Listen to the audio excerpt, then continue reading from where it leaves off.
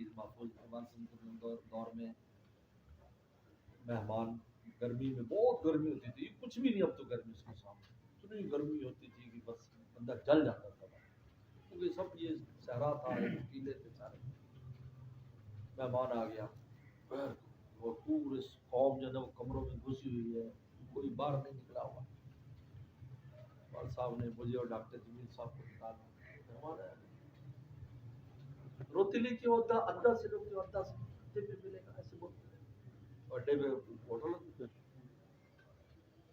तो मैं डॉक्टर जमील साहब ने साइकिल चला पीछे बैठ और मैं उससे भी होगा और वक्त पे आ जाता ना यार, रोटी का जब टाइम था 12 बजे या फिर 1 बजे आ गया,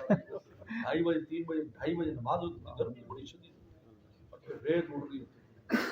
लो जिसको चलते हमने मुंह साथ में रोटी लगा। ये तो होता। अब सर्दी में क्या होता, 12 बजे आदमी ना आए और सीधा वाले साहब का दरवाजा खटखटा, पहले तो चौकीदार का कोई निजाम नहीं था, अब्बा जी ने उठना, कैसे है जरा साहब मेरा मुकदमा है जी, सुबह मैं पहुंच नहीं सकता था, मैं रात आ गया, मुझे रोटी भी खानी है, बिस्तर भी चाहिए, ऐसे हमने जरा रजाइयों में सर्दी बहुत पड़ती थी, यानी सर्दी इतनी होती थी भाई वालदा पानी रख देती थी, सुबह जम जाते हुए। वालिद साहब ने हमें रजाइयों में से मुझे डांट दिया, रोटी लेके वालदा से पता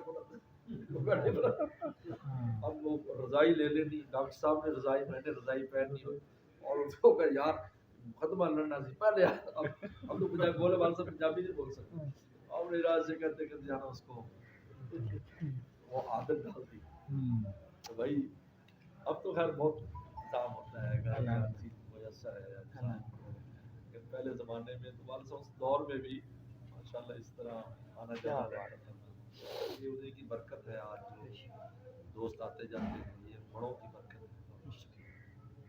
हमारा अपना कुछ नहीं, तो बड़ों की जगह पर